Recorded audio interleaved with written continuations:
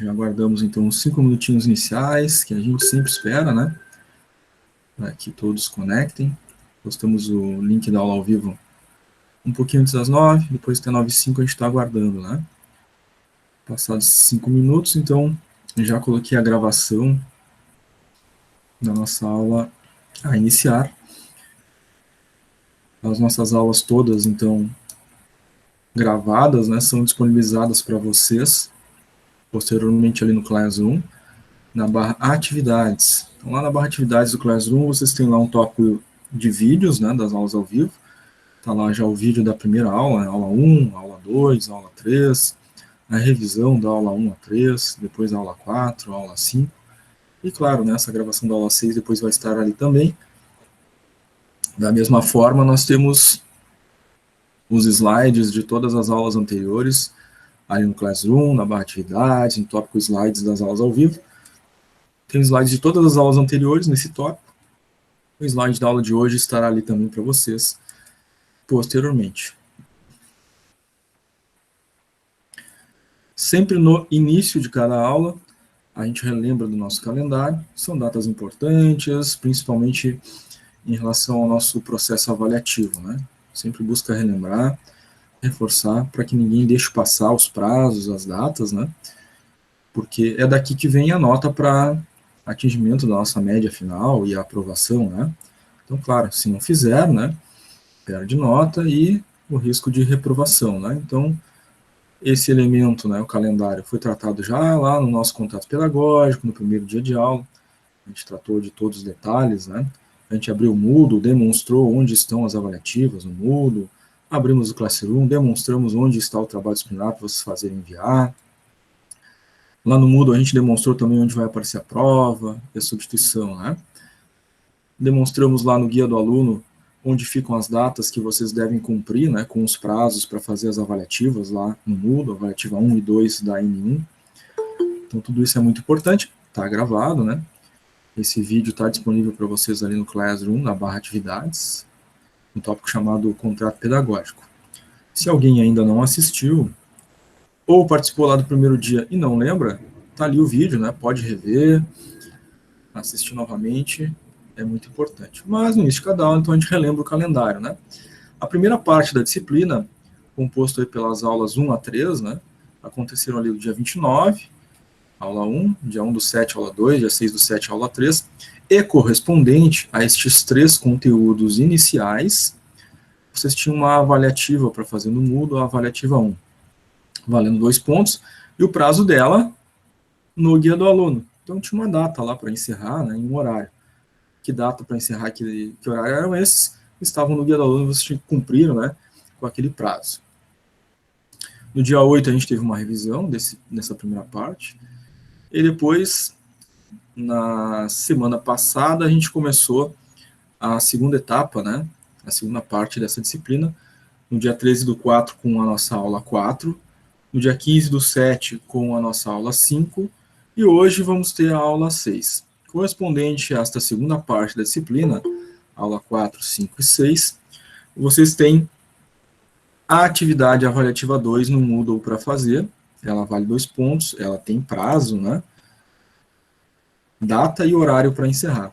Onde está? No guia do aluno, conforme a gente mostrou lá no contrato pedagógico. Tem que fazer até aquela data, até aquele horário que consta lá no guia do aluno, tá? Valendo 2 pontos. E aí teremos já 4 pontos na N1, né? 2 pontos da primeira avaliativa no Moodle, 2 pontos da segunda avaliativa no Moodle, então 4 pontos na N1. No dia 22, quinta-feira que vem agora, a gente vai ter uma revisão dessa segunda metade da disciplina, né, da aula 4 a 6, e vocês têm o trabalho disciplinar para entregar, né? Vale 6 pontos, vocês fazem e entregam ele no Classroom. A gente demonstrou isso no vídeo do contrato pedagógico, né, inclusive como fazer a entrega, né? Tem uma fase importante ali que você tem que clicar, né, no botão de entrega, senão vocês não fazem a entrega do trabalho, então muita atenção em relação a isso. Caso precisem rever, né, olhem aquele tópico ali que está no Classroom chamado contrato pedagógico, ali está os slides do contrato pedagógico e está o vídeo, né, onde a gente demonstra como abrir, editar e como fazer a entrega do trabalho, tá? Não esqueçam desse detalhe. A entrega até o dia 24, né? tem um horário enquanto for dia 24, né? Então, até as 23h59 ainda é dia 24 do 7, né? Dia 27 do 7, a gente vai fazer uma revisão final de todo o conteúdo para nos prepararmos, né? E essa revisão tem um foco aí em rever o conteúdo, mas em nos preparar para a prova do dia 29 do 7. Essa prova, dia 29 do 7, ocorre no Moodle, vale 10 pontos na N2. Tá? Nesse dia, 29 do 7, a gente não tem aula ao vivo. Um pouco antes das 9 horas da manhã, é postado para vocês no Classroom as instruções de prova e o código da prova. Vocês vão ler, copiar o código. E, às 9 horas em ponto, vocês acessam o Moodle, acessam a disciplina de gestão da qualidade, clicam na prova, inserem o código que foi fornecido e fazem as 10 questões da prova. Né? Ao final, salvar e enviar, ela já vai dar nota que vocês ficaram na N2. Então, vocês já têm como imaginar, né, uma média final, né, a partir dali. Até calculando isso, né? A N1 soma as notas que ficaram, né? Avaliativa 1 mais 2 mais trabalho, e depois soma mais a nota da prova. N1 mais N2 divide por 2 tem a média. Então, depois que saiu a nota ali na prova de vocês, vocês já conseguem calcular, né, a média de vocês. Mas, durante a manhã, né, do dia 29, enquanto vocês estão fazendo a prova, eu estou apurando as médias e pretendo publicar, né, essas médias de vocês, médias finais, até o meio-dia do dia 29. Então, claro, né, aqueles que terminarem cedo a prova, logo já saberão, né, já vai estar postado no portal do aluno a sua média. Mas, a princípio, até meio-dia, todo mundo já vai ter postado, já vai saber a sua média. Claro, a partir disso, né, nós vamos saber se precisamos ou não fazer a prova de substituição. Como? Abaixo de 6, né, que é a nossa média mínima de aprovação, haverá essa necessidade. Então, quem ficar abaixo da média, abaixo de 6, vai precisar fazer a prova de substituição, que acontece no Moodle, dia 14 do 8 às 9 horas da manhã. Então, acessa o Moodle, 9 horas da manhã, faz a sua prova de substituição. Essa não tem código, né? É só acessar lá e fazer. Detalhe importante é que, né, essa prova de substituição, né, igualmente cai todo o conteúdo. Tá? Às vezes o pessoal, quando vai fazer substituição, pergunta qual conteúdo que cai. Cai todo o conteúdo da disciplina. Tá? Que nem aconteceu na prova final, acontece com a substituição. Ela substitui a menor nota que tenham ficado entre a N1 e N2. Então, aqui, N1, digamos que ficamos com 8. Tá? Avaliativas mais trabalho, fiquei com 8. Na N2, fiz a prova, não saí muito bem, fiquei com 2. Aí ficou 8 mais 2, 10, divide por 2, 5. Ah, então vai ter que fazer a substituição, ficou abaixo de 6, né? Fazendo a substituição, aí tira 8 na substituição, aí vai ficar com 8 na N2, porque substitui a menor nota, tá? Aí soma 8 com 8, 16, divide por 2, média final 8. Então essa é a lógica, né, do nosso processo avaliativo, e a gente sempre tem esse cuidado de relembrar no início de cada uma das aulas, né? Não é novidade, porque em todas as aulas anteriores, a gente já repetiu novamente isso, né? Mas é importante, tá, gente? Preciso relembrar, né? O ideal é que 100% de vocês, né, participe de todas as fases do processo avaliativo. E às vezes não está acontecendo. Tem 95%, 96%, 97% da turma fazendo tudo certinho, mas sempre tem ali aqueles 2%, 3% que eventualmente, né, esquece de uma avaliativa lá da N1, né? Às vezes não entrega o trabalho, e aí acaba indo para a substituição. E aí na substituição é um risco, é a prova final ali, né? Se rodar nessa, aí reprova na disciplina, tá? Meu desejo é que ninguém precise chegar na substituição, por isso essa insistência em todas as aulas, para vocês fazerem as coisas no prazo, ficar tudo entendido, tá? Muito bem. E, eventualmente, né, mesmo que a gente tenha conversado já várias vezes a respeito do calendário, podem surgir dúvidas novas, né, ou coisa que a gente não perguntou antes, e pode perguntar agora, então, né? Então, um espacinho aí para vocês. Alguém quer fazer alguma pergunta, alguma dúvida em relação ao nosso processo avaliativo?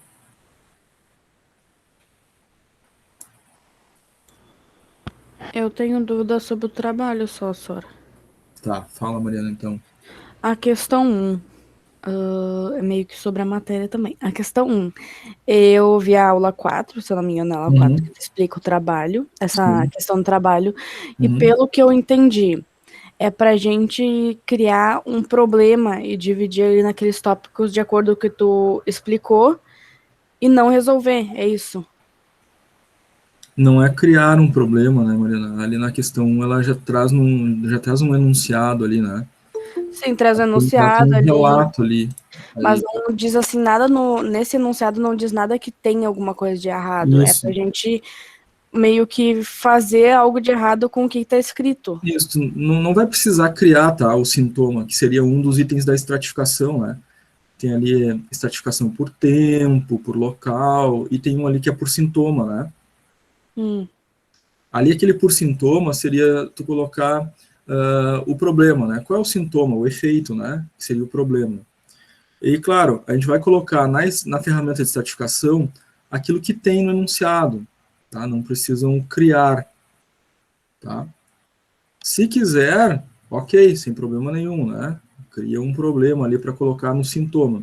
Mas não é necessário. O que vocês podem colocar no sintoma? Quando a gente está usando uma ferramenta e os dados não oferecem, né, aquela informação. Aí a gente pode colocar assim no item por sintoma. Os dados, né, ofertados na análise não indicam o sintoma. Aí escreve dessa forma. Mas se quiser criar, já que de repente pensou nessa opção, né, pode criar ali, não tem problema nenhum, tá? Não fica como errado. Não fica como errado. Tá. Mas podem considerar dessa forma também, tá, Mariana? Eu Uhum. li o enunciado ali e não tem o sintoma. Aí tu pode escrever que os dados não oferecem, né, essa informação. Que de fato acontece às vezes, né, numa análise, lá na vida real, né, na análise da empresa, a gente fazer o uso de uma ferramenta e naquela ferramenta um dos elementos a gente não consegue identificar. Isso pode indicar, né, que a gente tem que fazer um outro tipo de investigação, utilizar um outro tipo de ferramenta. Então, nesse caso, tá, pode usar essas duas possibilidades, então, Mariana. Ou coloca que os dados enunciados, né, não oferecem o elemento sintoma, ou tu pode, então, criar um sintoma para aquele contexto ali do enunciado, tá? Tá bom. Obrigada. Obrigado, muito boa pergunta da Mariana.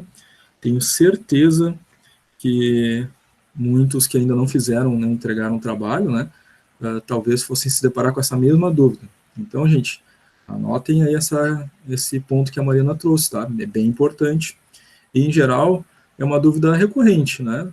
Até demorou um pouquinho, né, para surgir a dúvida, eu acho que por causa do prazo, né? Tá começando a chegar o prazo de entrega.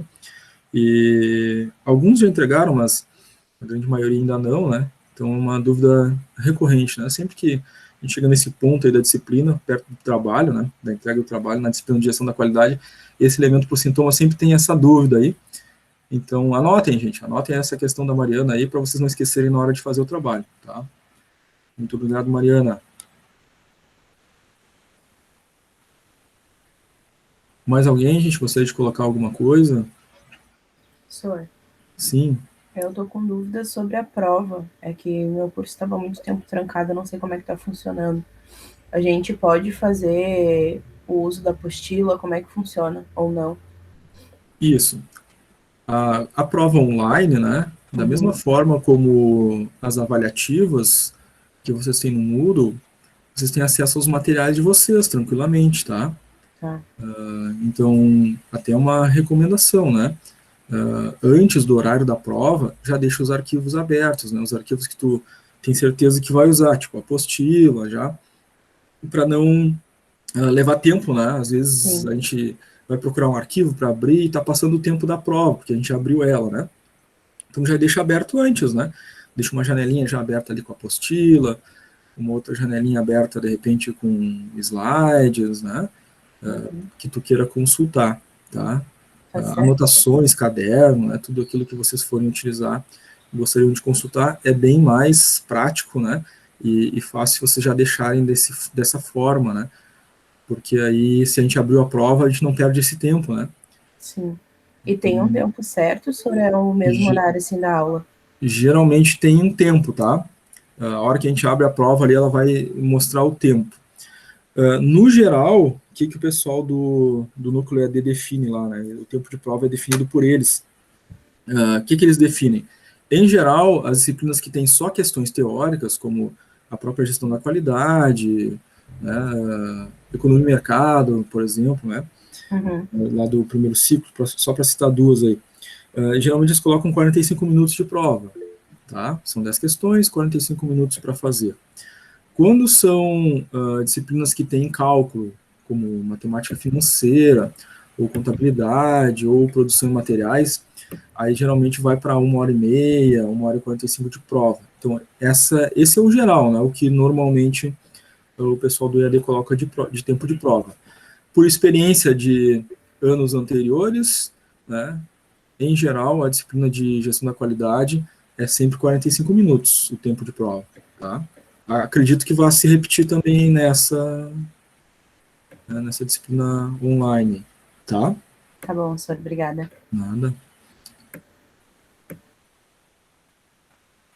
Boa questão da Lili, né? Já deu para a gente relembrar esse detalhe aí, da importância do dia da prova, já está com, né, antes de iniciar a prova, né, antes das 9 horas, já estejam com os arquivos de vocês disponíveis aí, né, para caso queiram consultar. Muito bem, gente. Alguém gostaria de fazer mais alguma pergunta? Tá com mais alguma dúvida? Alguma coisa que não perguntaram antes, agora surgiu?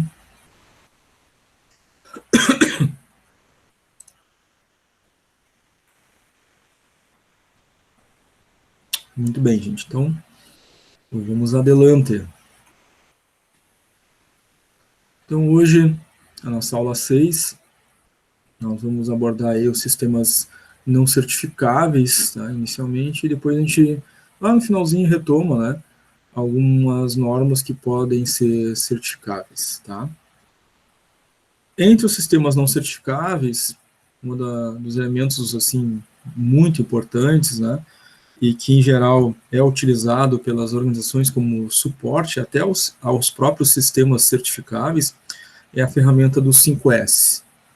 Ela é muito importante porque ela cria, né, a cultura da qualidade. É uma ferramenta relativamente simples, né, de começar a elaboração de um processo de qualidade, uma cultura de qualidade nas equipes. Ela é uma ferramenta inicialmente chamada de 5S, mas foram acrescentados depois, ao longo do tempo, ela pode chegar então até 8S, tá? Mas a ferramenta original são 5S. São palavras que iniciam com a letra S, né, da língua japonesa, porque essa ferramenta, né, foi criada lá pelo Kaoru Ishikawa, né? Então, a palavra seiton, por exemplo, né, é senso de organização.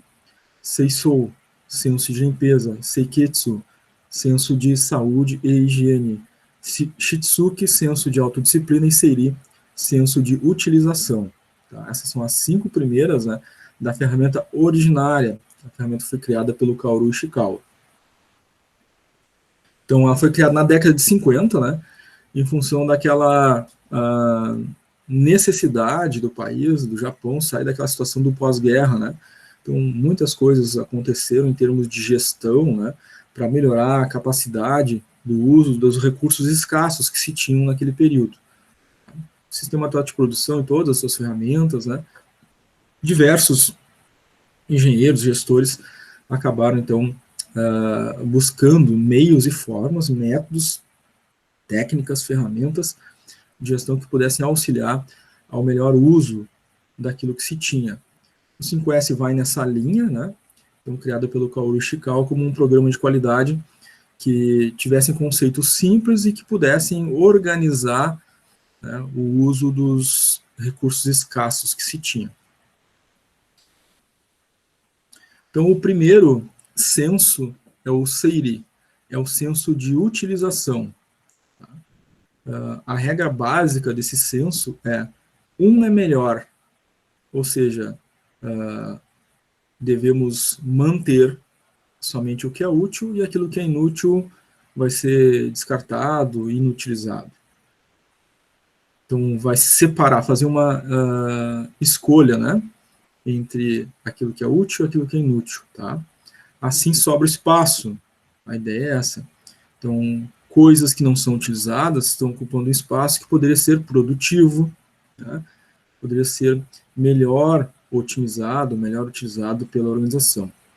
Claro que é uma redução de desperdício, né, em função de que a empresa vai começar a analisar com mais cuidado, né, aquilo que ela adquire para o seu processo, para que não seja algo que vá ter um curto espaço de uso, né, e aí ela vai realmente adquirir só aquilo que é útil, para evitar essa necessidade de, inclusive, fazer uma separação, né, e ela deixa de perder tempo, né, com aquelas coisas que não são úteis ou não têm utilidade dentro do espaço de trabalho, seja um espaço de trabalho, né, numa área industrial, num comércio, na prestação de serviços, que muitas vezes, né, impedem a boa circulação daquele espaço, a movimentação, a ocupação daquele espaço por matérias-primas ou produtos que realmente, né, vão virar receita para a empresa. Então, às vezes, tem esses elementos, né, dentro da empresa, coisas inúteis, que não estão servindo para nada, mas estão ocupando espaço, né, estão diminuindo aí o ganho da empresa. Tá? A ideia desse censo é fazer essa análise e tudo aquilo que não é útil, descartar. Tá? Um é melhor. O próximo censo é o CEITOM, é o censo de ordenação ou arrumação. Tá? Então, a ideia é que, logo após fazer os descartes, né, do censo anterior, separar aquilo que é útil do inútil e ficar só com aquilo que é útil. Então, após esses descartes materiais, é necessário organizar aqueles materiais que ficaram, que são úteis, tá? De uma forma que eles fiquem dispostos em ordem, a um gerenciamento visual.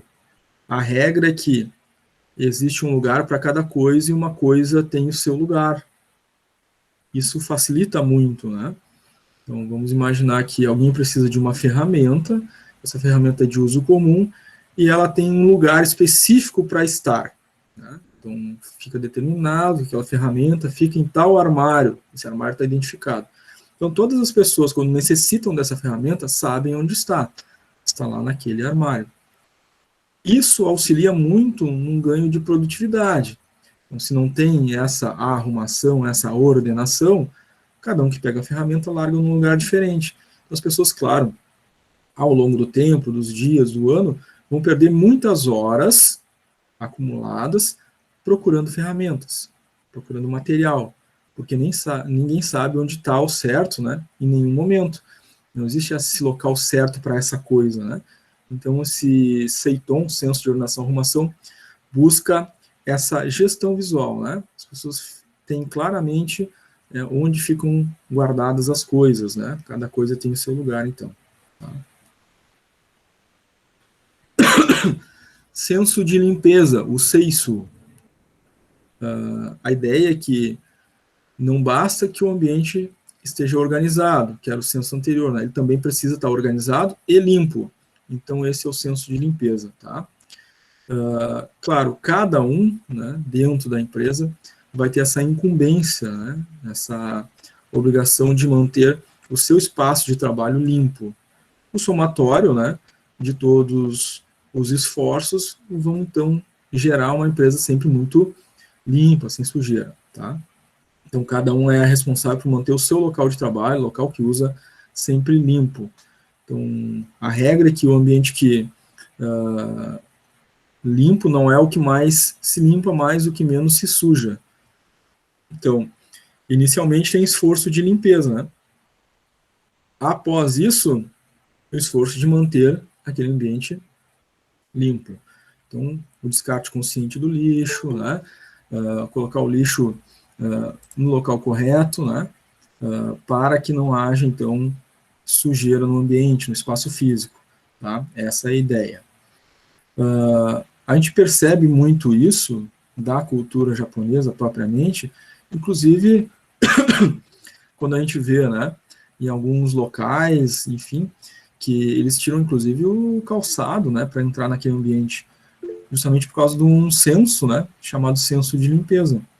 Então, se eu vou entrar com o calçado sujo, eu vou sujar aquele espaço. Então, qual é o censo de limpeza?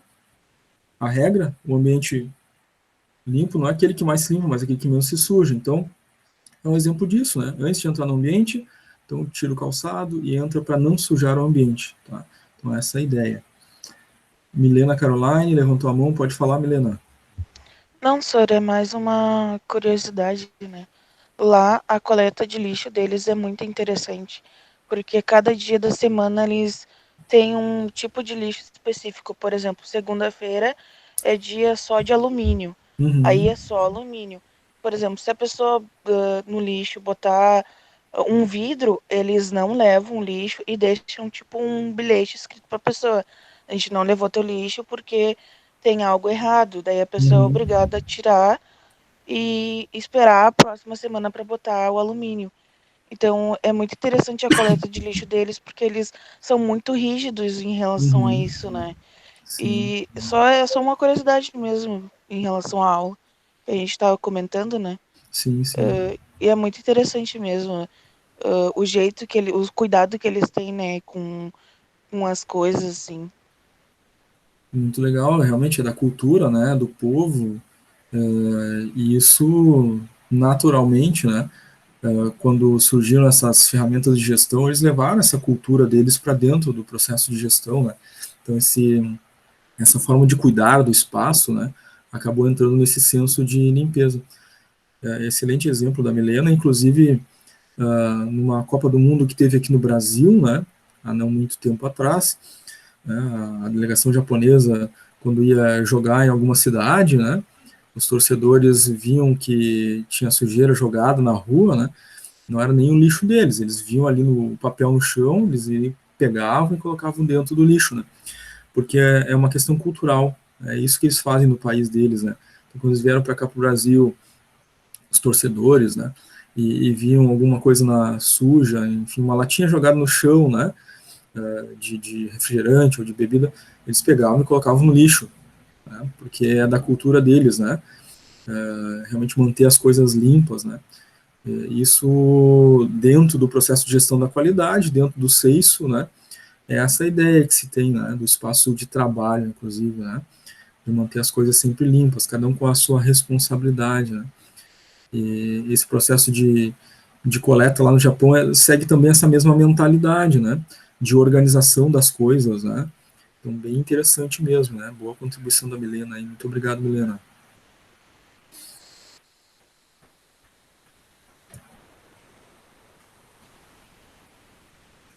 O nosso próximo censo é o Seiketsu, é o censo de saúde e higiene. Tá? Esse censo ele favorece a higiene e a saúde das pessoas. A ideia, né, é proporcionar um ambiente saudável que evite, proteja as pessoas, evite que elas fiquem, então, doentes ou que venham a sofrer acidentes de trabalho. Tá?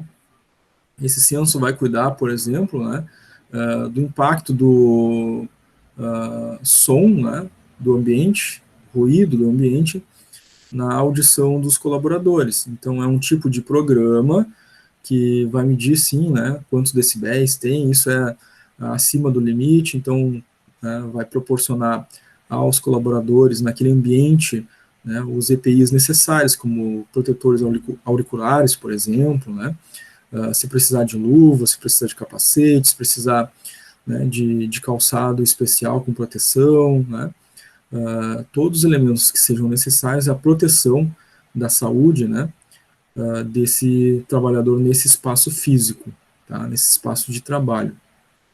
Esse é o chamado Seiketsu.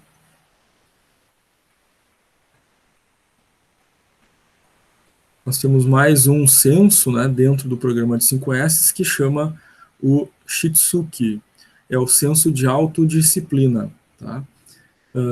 Esse censo ele requer, então, que os colaboradores, claro, tenham uma cultura intrínseca, interna, né, de respeito às regras, tá? Respeito às demais, todas as demais práticas realizadas pelos demais censos, ou seja, assumir a responsabilidade, né, que lhe cabe dentro do contexto, né, desde o momento em que cada um tem a sua autodisciplina e cumpre com as regras, né, esse ambiente vai ficar salutar e saudável para todos.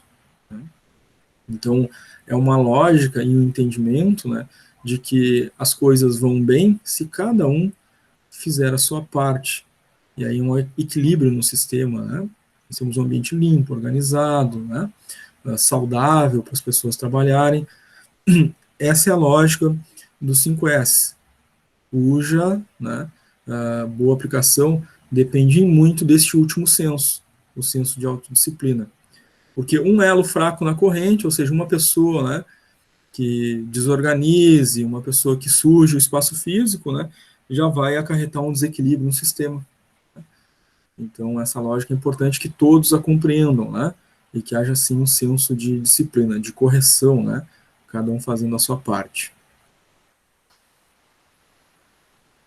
Para que haja, então, uma boa aplicação do programa 5S, né, ele deve sofrer um processo de manutenção, ou seja, constantemente, né, a gente fazendo avaliações, acompanhamentos, né, melhorias nesse programa de 5S. Tá?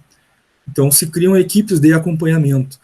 Em geral, esse programa 5S, como foi dito antes, né, ele é utilizado, inclusive, como um elemento inicial, né, para as pessoas se adaptarem, né, a uma lógica de qualidade.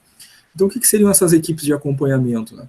Cada setor, cada área destaca, né, um funcionário, um colaborador para formar as equipes de acompanhamento, que uma vez por mês vão auditar todas as áreas, setores da empresa. Então, vão passar lá no recebimento, vão passar na produção, na logística, no comercial, no marketing, né, no vendas, no PDV, para olhar como estão, né, os elementos ali do 5S naquela área, naquele espaço de trabalho. E apontando, né, aqueles elementos que precisam ser melhorados. Tá?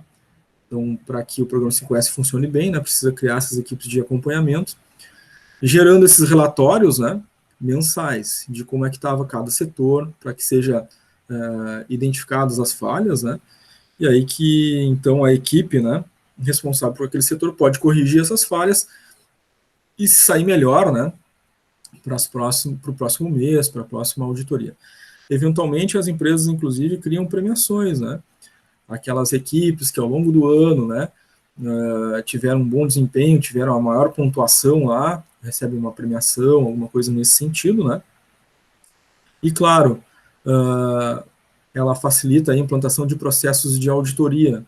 Então, as pessoas começam a entrar nesse clima, né, de qualidade e aprendem como funciona uma auditoria, estão fazendo auditorias internas do seu próprio processo através do programa 5S, e essa lógica depois é aplicável, né, nos programas de qualidade certificáveis. Então, já é um passo inicial, né? A empresa cria esse sistema de qualidade, e depois, quando ela quer dar o próximo passo, né, conquistar um sistema certificável, ela já tem toda uma estrutura, uma mentalidade em torno da qualidade.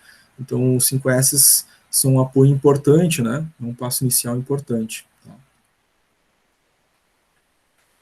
Como a gente havia comentado no início, né, posteriormente foram acrescentados, né, outros elementos. A ferramenta original, criada lá pelo Kaoru Ishikawa, né, tem 5S, mas depois foram acrescentados outros, né, ela pode chegar então a ter 8 S's atualmente. Né. Um dos acréscimos foi o Shikari Aro, que é o senso de comprometimento. Esses outros S, eles têm muita ligação com o último, né, dos 5S, que é o de autodisciplina, né, que diz respeito à parte, né, intrínseca, né, de cada um, na busca pela realização daquilo que é correto, né, das regras do programa. Tá? Então, esse senso de comprometimento, né, ele é um senso de determinação e união entre os elementos que fazem parte, né, da equipe. Claro, requer a participação da alta direção e união das pessoas, dos colaboradores, tá? Para que seja, então, uma aplicação do sistema, né, bem sucedida. Tá? Um fator de sucesso, né, vem da participação de todos, inclusive da alta direção. Isso causa motivação, né, uma melhor comunicação entre a liderança, a alta direção e os demais níveis organizacionais. Um senso de comprometimento, Shikari Aro. Depois foi acrescido também, né, o Shido, senso de capacitação. A gente vai entender, né, essa lógica, né, porque a gente já tem conversado um pouquinho a respeito disso, né, que a qualidade ela passa por educar, treinar, capacitar as pessoas.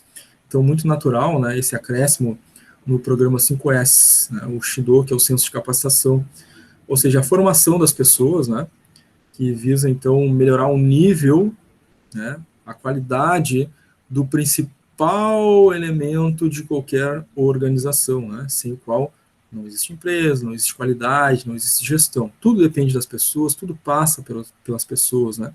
Então, muito natural esse acréscimo aí do Shido. Então, essa força de trabalho, né, ela precisa ser estimulada, né, a se desenvolver no campo cognitivo, emocional, comportamental, né, para que a empresa possa dar esses saltos de qualidade ao longo do tempo, né. Então, a empresa só cresce, ela só melhora a partir do momento que o grupo humano que ali atua melhora também, né. Uma coisa diretamente dependente da outra, né. São variáveis diretamente dependentes, a gente pode dizer assim, né. Toda vez que o grupo humano é desenvolvido, ele dá um passo à frente, e a empresa naturalmente melhora a sua qualidade, produtividade e competitividade no mercado. Se a empresa não investe nas pessoas, ela não está fazendo o senso de capacitação, né, e há uma estagnação no desenvolvimento da organização, né. Então, o Shido é um elemento muito importante que agregou aí junto aos 5 S's. Por fim, né, o terceiro acréscimo para chegar nos 8 S's atuais, né, é o Setsuyaku, é o senso de responsabilidade. Então, a questão desse senso é que todos são responsáveis por administrar os seus recursos, né, os recursos que detêm para realizar suas atividades, seu trabalho, visto que todos os recursos são escassos, né, seja recurso financeiro, seja o próprio tempo, né, que o indivíduo tem para realizar suas atividades, tudo isso é escasso, né, é determinado. Então, é claro, né, tudo aquilo que a empresa traz de resultados depende também do bom uso desses recursos que são escassos. Então, matéria-prima é escassa, o tempo é escasso, o recurso financeiro é escasso, e a gente precisa, até o tamanho, né, do grupo de trabalho, das equipes são escassos, né? A gente não pode ter o tamanho que quiser, né, no momento que deseja, né? Isso depende de muitos fatores, né? Senão todas as empresas, né, ao passar por alguma necessidade de aumento de produção, né, um dia contratar, no outro demitir, não funciona desse jeito, né? Mas precisam manter um equilíbrio dentro dos seus grupos de trabalho. Então, a equipe é escassa, né? Isso também precisa ser considerado.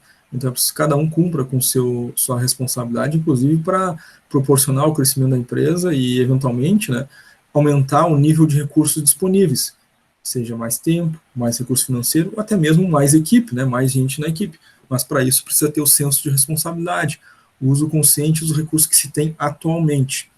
Se não há um senso de responsabilidade com os recursos que se tem atualmente, obviamente esses recursos vão ser desperdiçados, e a tendência é que a empresa acabe tendo menos tempo para fazer sua produção, menos recurso financeiro, e até mesmo tendo que reduzir essas equipes, porque esses recursos estão sendo drenados, e isso geralmente vem do senso de responsabilidade, quando ele é cumprido ou quando não, tá?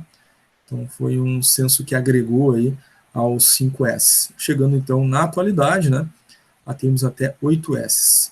Tá? Muito bem. Pessoal, perguntas, dúvidas, contribuições sobre o programa 5 S?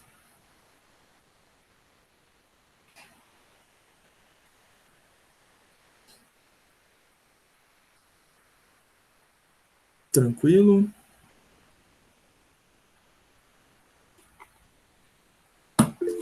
Para mim, tudo tranquilo. Tranquilo. Legal.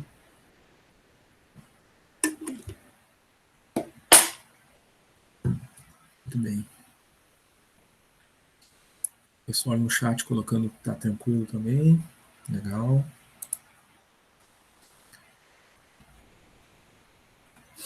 Certo, gente. Vamos ver alguns exemplos, tá? Práticos aí do 5S. Lá na origem, né, de uma fábrica japonesa, onde foi criado, né, o programa 5S, tá?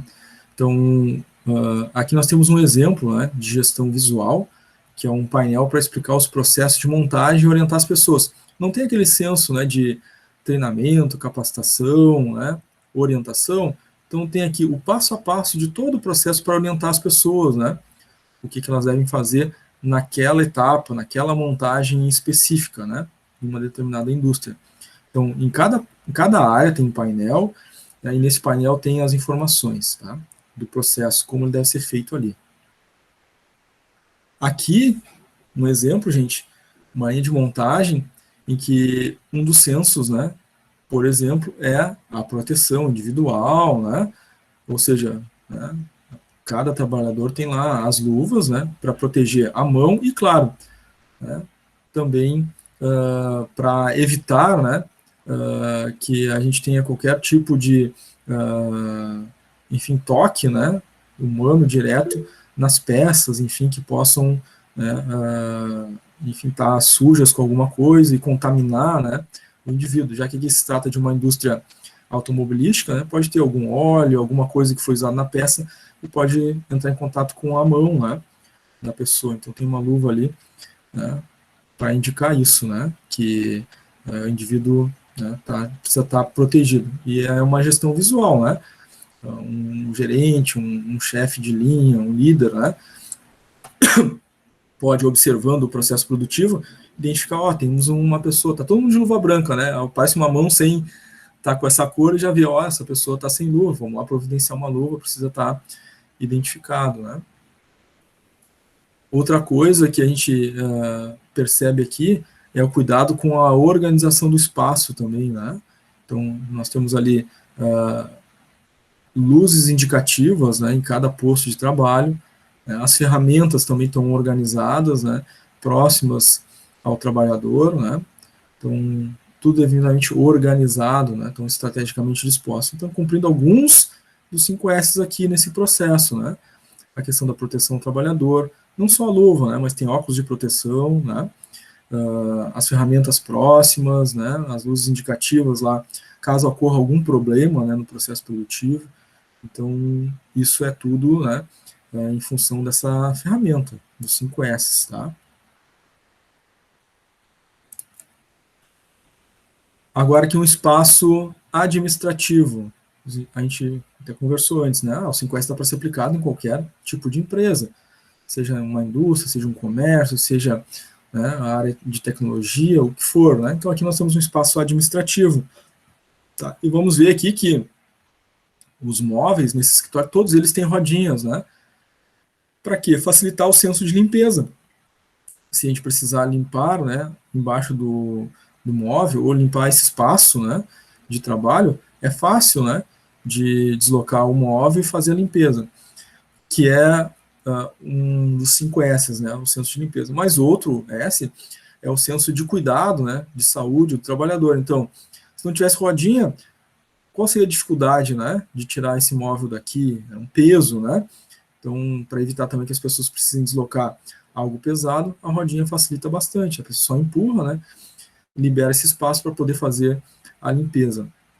Outra coisa, né, que é da percepção, né, e da própria cultura japonesa, é que é melhor trabalhar de pé do que sentado.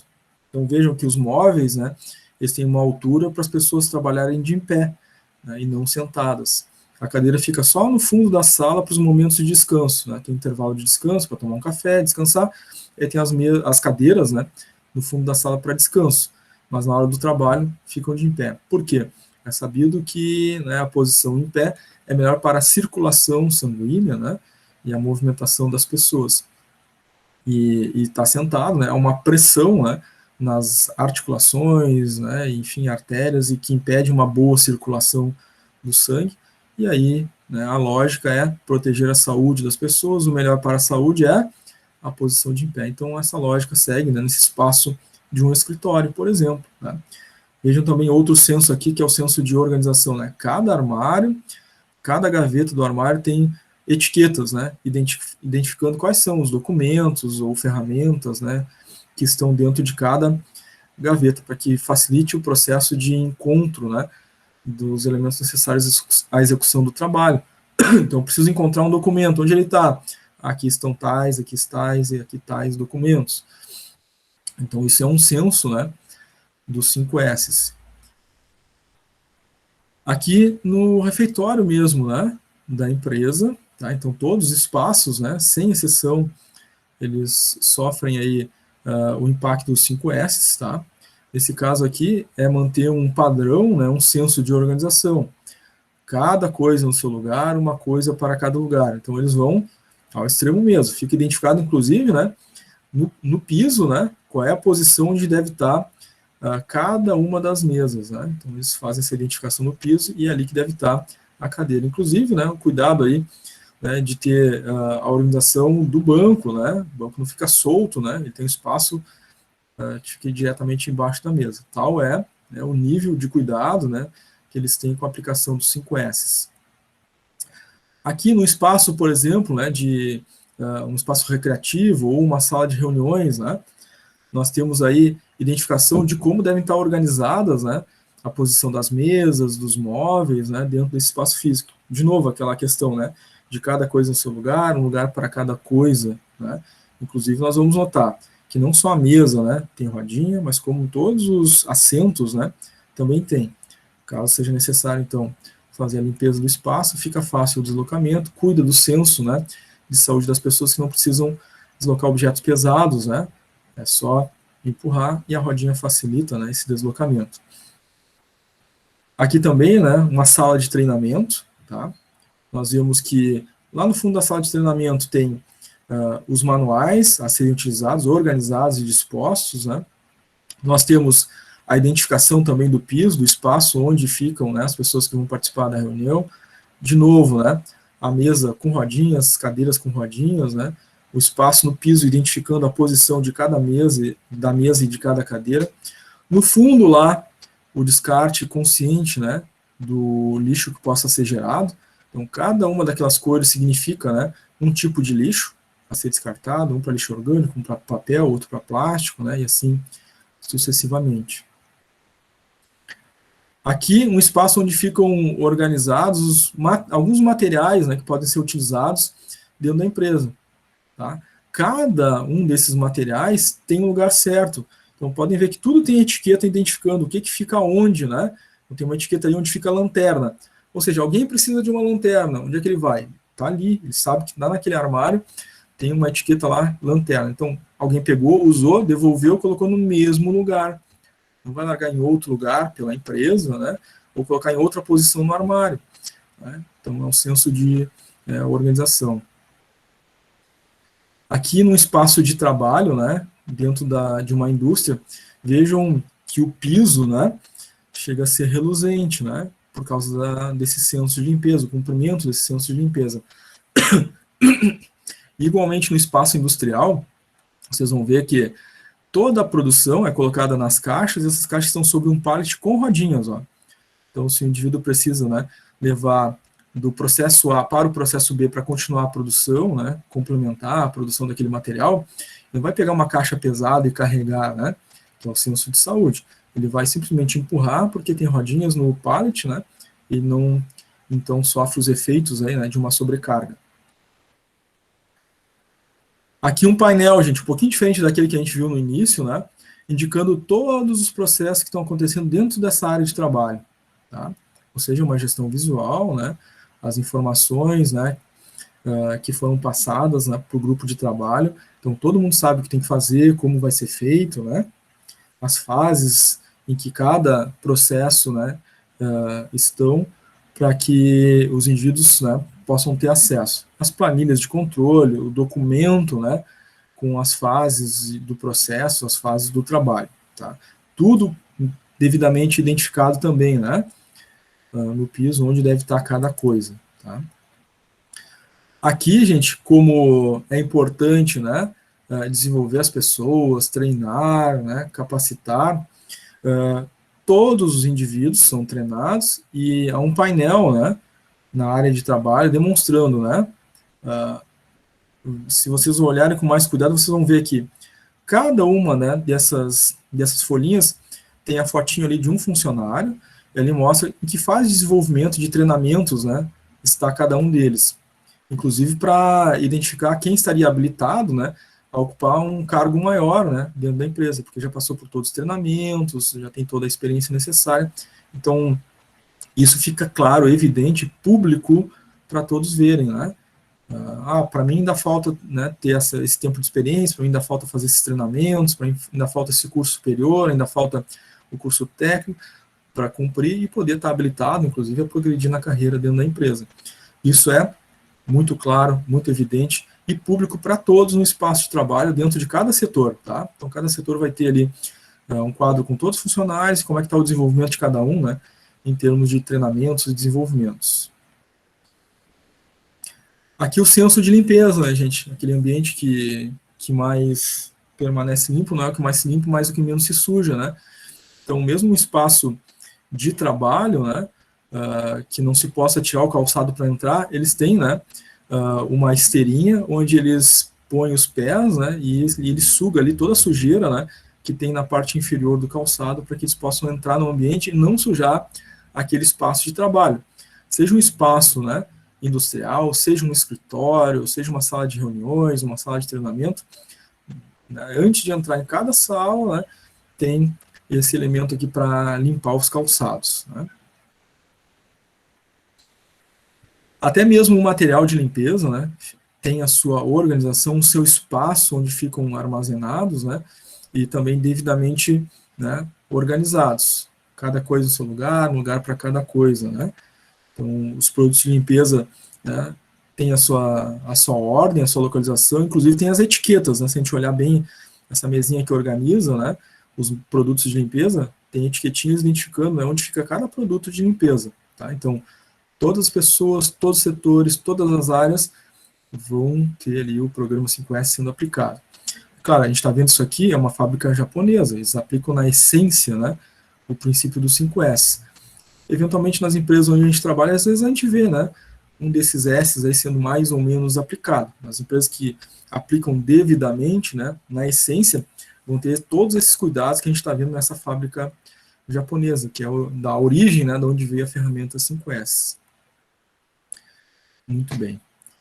Vamos agora a uma outra ferramenta que é não certificável, né, mas é utilizada pelas empresas para fazer os seus planos de ação ou de execução, né, de projetos ou, né, execução de soluções que foram pensadas e planejadas para melhorar a qualidade, né, de algum processo, de algum produto do sistema de qualidade da empresa.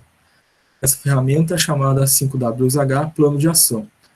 São aí 7 perguntas, né, em inglês, né, mas que significam o que, quem, quando, onde, porquê, como e quanto custa.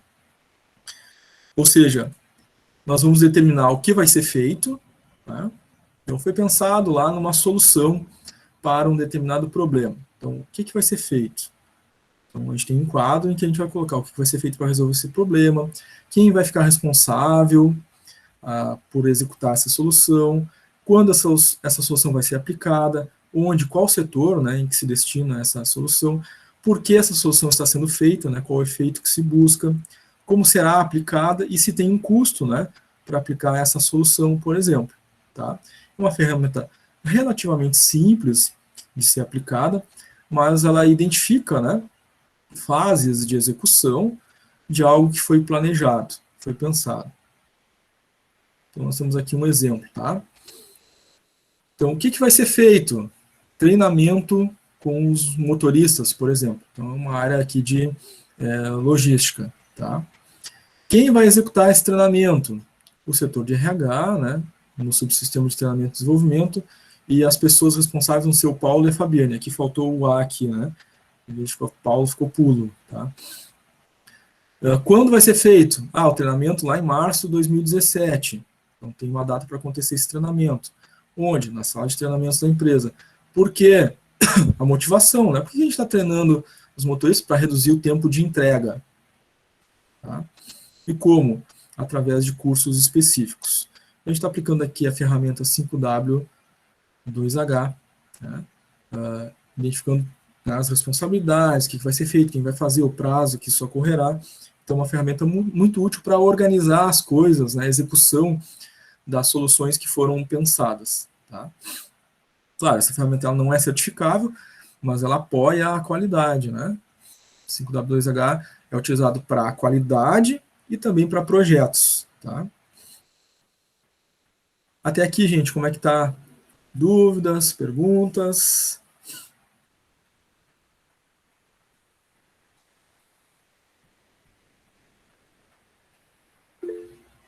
O Eduardo colocou que tá bem de boa, a Renata também colocou tranquilo, a Milene colocou tudo bem. Para mim também, tranquilo. Só. Legal, Aline.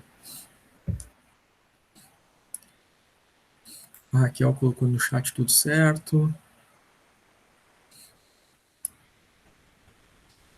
Legal, muito bem. Então vamos adelante.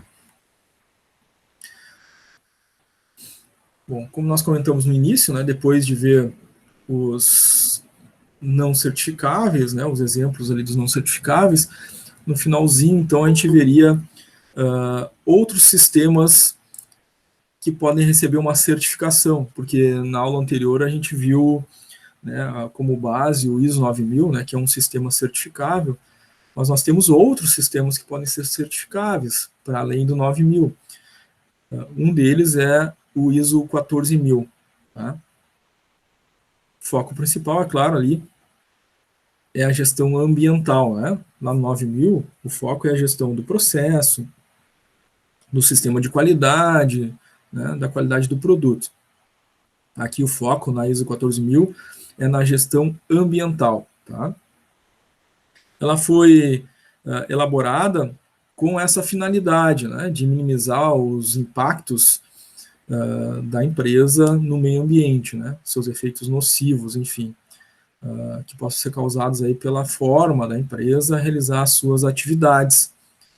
E claro, né, a busca é cumprir com todos os requisitos dessa norma ambiental, ISO 14000, a fim de realizar não só descarte consciente, né, mas como repensar o processo produtivo para que ela não faça nem um tipo de descarte que possa ser impactante ao meio ambiente.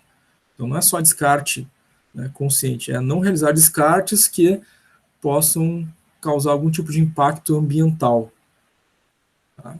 Ou minimizar ao máximo esse impacto.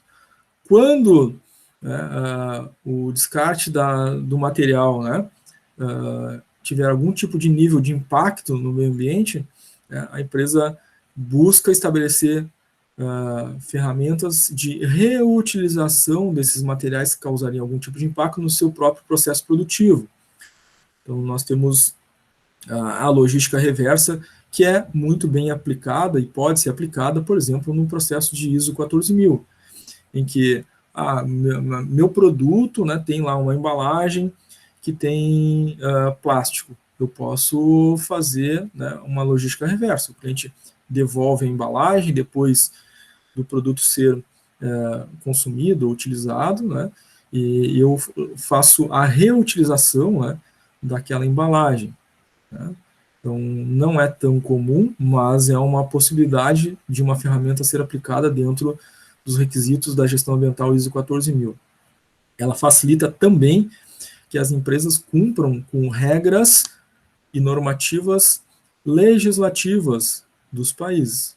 Então, os países criam, né, leis que vão proteger o meio ambiente, e as empresas precisam cumprir, né, com essas leis.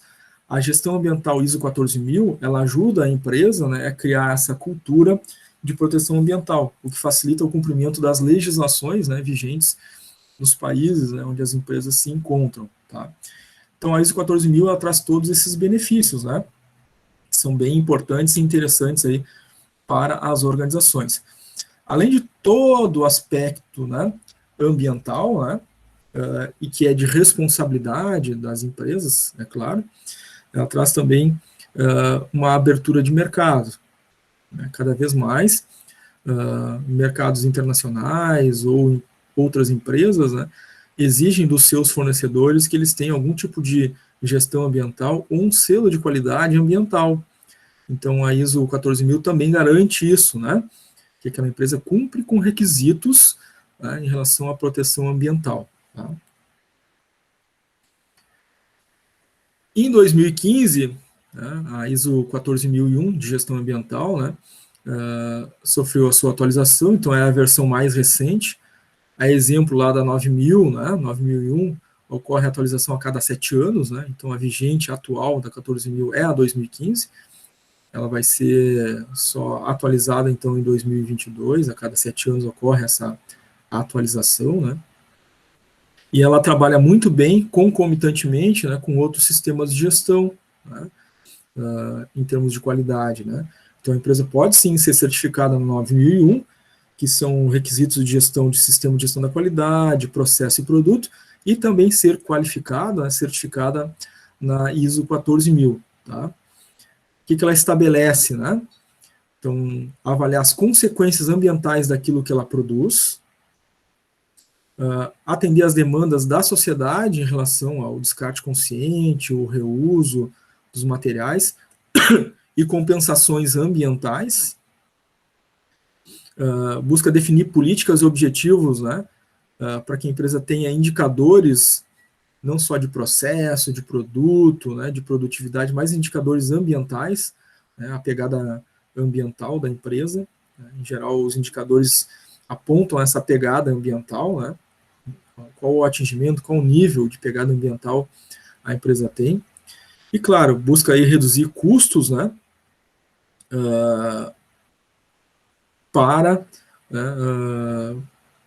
de alguma forma, né, atingir um potencial de efeito ambiental mais positivo, tá? Então, realizando ações preventivas, ela reduz o custo, né, de uma recuperação, por exemplo, de um dano ambiental. Então, isso é positivo para a empresa, porque qualquer dano ambiental, ela vai ter que, né, arcar com as consequências, né? Então, ela reduz custos também, né? Então, também é um aspecto positivo nesse sentido. Claro que depende de cada área de atuação, de cada empresa, né? Então, uma empresa, por exemplo, que usa madeira, né, para executar a sua atividade, né, como é que ela vai proteger o meio ambiente, né? Ela vai ter que dar uma contrapartida. Então, cada árvore que for utilizada para, né, realizar, por exemplo, a celulose e virar papel, a empresa necessariamente vai fazer o replantio, né, num outro espaço, dessa mesma quantidade, dessa mesma proporção de madeira que ela tirou do ambiente. Essa é a lógica de equilíbrio, tá? Então, existem materiais, né, que as empresas muitas vezes retiram do ambiente para fazer a sua execução, né, o seu trabalho. Ela precisa dar retorno para esse mesmo meio ambiente, tá? O uso da água, né, muitas indústrias utilizam, né, para produção, né, dos mais variados tipos. Então, ela tem que devolver essa água para o ambiente limpa, né? E não com resíduos que eventualmente possam ser provenientes do seu processo produtivo. Então, tem todo um processo de tratamento, né? De limpeza, né, e de retirada de substâncias, né? Que possam ter sido agregadas durante o processo produtivo para devolver essa água limpa de volta para o ambiente, tá? Então, isso tudo faz parte da gestão ambiental ISO 14000. Então, é bem importante, né? Não só em termos de gestão, mas em termos de cuidados, né, com o planeta, com a sociedade, né, que as empresas tenham esses requisitos, né, de cumprimento aí de qualidade em relação ao meio ambiente. Ela está cada vez mais, né, sendo exigida, digamos assim, a segunda onda da qualidade, né, porque a primeira foi a 9001, né, que era a qualidade em produto, processo, né, sistema de gestão da qualidade. A segunda onda da qualidade é a ambiental, né, e essa está crescente, né, então, dos anos 2000 para cá, né, é o tipo de certificação que mais, né, se tem buscado pelas empresas, tá? Então, essas alterações que foram feitas na versão 2015, né, em relação à última versão que se tinha, né, foram atribuídas aí estruturas de alto nível dentro da norma, né, então alto nível de atendimento aos princípios e padrões de gestão ambiental, a maior responsabilidade da gerência dos líderes e gestores da empresa em relação a esse cumprimento, abordagem da relação do equilíbrio ecológico, aquilo que se faz, né, em termos de processo, deve estar em equilíbrio ecológico, então é um pensar um pouquinho mais amplo, né, não é um resultado só financeiro, mas é um resultado social também, né, porque tudo aquilo que a empresa faz impacta o meio ambiente, e esse ambiente, né, faz parte da vida. repensar o seu impacto constantemente, né? Os riscos e as oportunidades, fazer relatórios, né, que sejam proativos, ou seja, a gente faz um relatório do impacto e busca constantemente, né, realizar ações de minimização ou eliminação desses impactos. A conformidade reforçada, ou seja, estar conforme, né, as normas ambientais e leis vigentes no país, além dos próprios requisitos da norma, e, claro, buscar melhoria contínua, ou seja, sempre uma visão do que a gente pode fazer melhor, né, o que a gente pode minimizar de impacto no meio ambiente, tá? Essa é a visão da ISO 14001. Uma outra norma que também é certificável, né, é a norma SA 8000 de responsabilidade social. Então, se a 9001 era a primeira onda, a mais conhecida, né, até o momento, nós temos uma segunda onda, né, de normas de gestão da qualidade relativas ao meio ambiente, essa SA 8000 pode ser a terceira onda, né, ela ainda não é predominante, né, como já está sendo a 14000, né, tão em voga e tão conhecida, mas essa aqui, ela existe, né, não é de muito conhecimento, né, mas pode ser, né, daqui às próximas décadas, né, uma norma bem conhecida, né, uma terceira onda de qualidade aí, mas ela já existe, né, e é aplicada internacionalmente em muitas empresas, tá? Então, é uma norma internacional que busca avaliar a responsabilidade social das organizações, tá? Então, ela, claro, atende empresas de diversos ramos, né, tanto produtos quanto serviços, né, e ela é uma certificação que busca garantir o direito dos trabalhadores, tá, dos indivíduos, das pessoas, visto que existe uma disparidade muito grande, né, de país para país em relação àquilo que é direito, né, das pessoas que realizam, né, a produção e, portanto, né, a riqueza das nações. Então, países como o Brasil têm muitos direitos, né, e garantias para os trabalhadores, mas tem outros países que não, né? Países que, né, as pessoas trabalham, né, exaustivamente, até mesmo, né, sem direitos, né, de férias, né, ou aposentadoria, por exemplo, coisas que a gente tem aqui, que são muito comuns no Brasil, né, mas lá fora, né, às vezes não tem essas garantias, né? Países do Oriente, lá como China, por exemplo, né, eles não têm férias como a gente tem, não tem carteira de trabalho, aposentadoria, né, rescisão trabalhista, né, 44 horas semanais, 220 horas mensais no máximo, né, não, isso não tem, né, eles trabalham às vezes exaustivamente, né, 10, 12 horas por dia, enfim, né, uma série de outros elementos que nós, aqui no Brasil, temos, né. Então, o objetivo é equalizar ou equilibrar no mundo, né, essas garantias mínimas e direitos dos trabalhadores, tá? Então, ela não é amplamente conhecida no mundo e nem amplamente aplicada ainda. Mas, como eu disse, pode ser, né, a terceira onda da qualidade aí, em termos de futuro, tá? No momento a gente está nesse passo, né? Foi amplamente absorvida pelo mundo as ISO 9000, que era a gestão de processo, né, do sistema de gestão da qualidade do produto. Agora está muito em voga a gestão da qualidade ambiental. Daqui a pouco, né, essa pode ser a nossa terceira onda, aí, a responsabilidade social. Nós temos ainda a OSAS 18001, que sofreu uma alteração de nome, tá? A gente já vai falar um pouquinho a respeito disso. É uma série de avaliação da saúde e segurança do trabalho. Ela seria complementar à SA 8000. A SA 8000 é em relação ao direito do trabalho, né? Agora, essa aqui é em relação à saúde do trabalhador, né? É segurança ocupacional. Lá é direito do trabalho, salário, férias e outras coisas. Aqui é com relação à saúde e à segurança no trabalho, tá? Então, ela busca garantir isso, né? Protegendo e assegurando que os colaboradores tenham na organização um ambiente seguro, saudável. Lá em 2018, né, ela foi alterada, né, foi publicada a série ISO 45001, tá? Com esse tema, né, de avaliação, saúde e segurança do trabalho, tá? Então, as empresas eram certificadas na chamada OSAS 18001.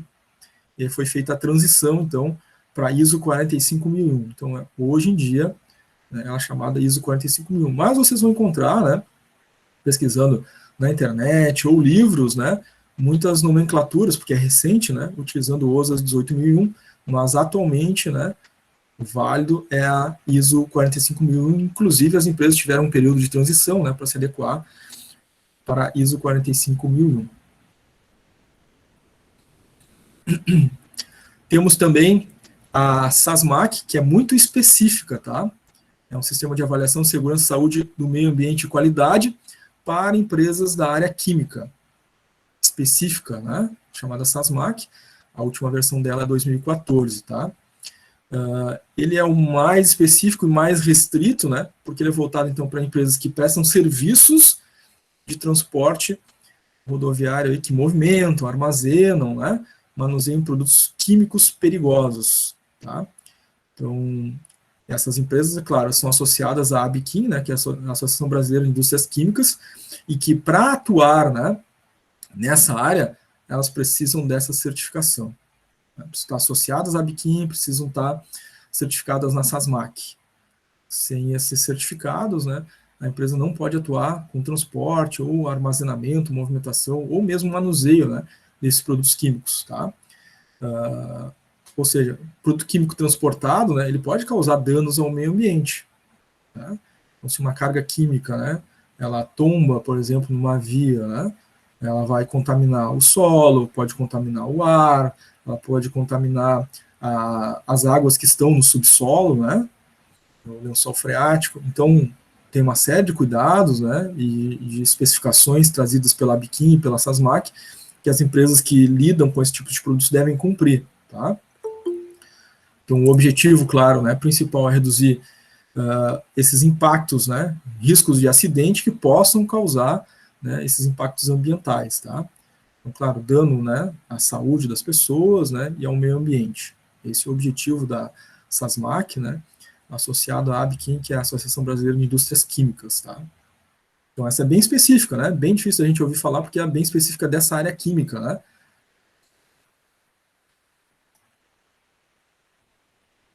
Muito bem. Nós temos aqui no Rio Grande do Sul o chamado PGQP, que é um programa, né, um programa gaúcho de qualidade e produtividade, que dá uma premiação às empresas gaúchas, reconhecendo as boas práticas de gestão da qualidade das empresas. Então, ele faz uma avaliação, tá, de todas as empresas que têm programas de qualidade, que podem se candidatar, né, a receber essa premiação. Claro que o PGQP, né, vai visitar as empresas, vai fazer a auditoria do seu sistema de gestão da qualidade, ou seja, é um programa à parte, tá, gente? Não é o organismo certificador, né, que vai dar ou não o selo da qualidade naquela norma, mas ele vai identificar, né, a partir de requisitos próprios, né, a qualidade das empresas no seu programa de gestão de qualidade. E vai dar, então, uma premiação, que é o PGQP, né, aqui para o Rio Grande do Sul, que, então, premia as empresas, dentre as que, né, têm programas de qualidade, aquelas que melhor, né, aplicam seus sistemas de gestão de qualidade. Tem premiação ouro, prata, bronze, né, nos mais variados ramos, né, da indústria, serviços e comércio no Rio Grande do Sul. Tá? Ele é relativamente conhecido, né, no Rio Grande do Sul, inclusive as empresas, né, que ganham essa premiação acabam utilizando, né, no seu marketing, enfim, que a empresa recebeu o prêmio PGQP, né, às vezes está no site da empresa, às vezes está, né, nos elementos de marketing da empresa, essa premiação. Tá? Muito bem. Pessoal, chegamos aí ao final, né, dessa primeira parte da nossa aula de hoje, aula 6. Se vocês não tiverem nenhuma dúvida ou pergunta a apresentar agora, a gente faz o nosso intervalo. Pode ser?